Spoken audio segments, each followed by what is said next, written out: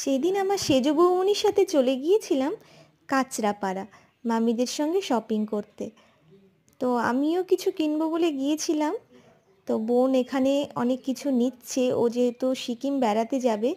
তো এই যে কি সুন্দর সুন্দর ড্রেস, আমার তো দেখে মনে হচ্ছে আমি একটা কিনে নিই। তো যাই হোক, আমাদের এখন কোথাও বেড়াতে যাওয়ার প্ল্যানিং নেই বলে ওইসব আর নিলাম না। তারপরে আবার আমার বর পছন্দ করবে কিনা সেটাও জানি না। তো যাই হোক, পরে নেব শুনে টুনে। এই যে এখানে জুতো নিচ্ছে, আমিও জুতো নিয়েছিলাম। তারপরেই আমরা চলে গিয়েছিলাম বিমল বিমল শাড়ি হাউসে। ওখান থেকে বৌমনি একটা শাড়ি নিল। এই যে কত দোকানপাট, সেল সব বাইরে বাইরে এনে রেখেছে। সেলের জিনিস কিনতে কিন্তু বেশ ভালোই লাগে, অন্যান্য সময়ের থেকে দাম একটু কমও থাকে।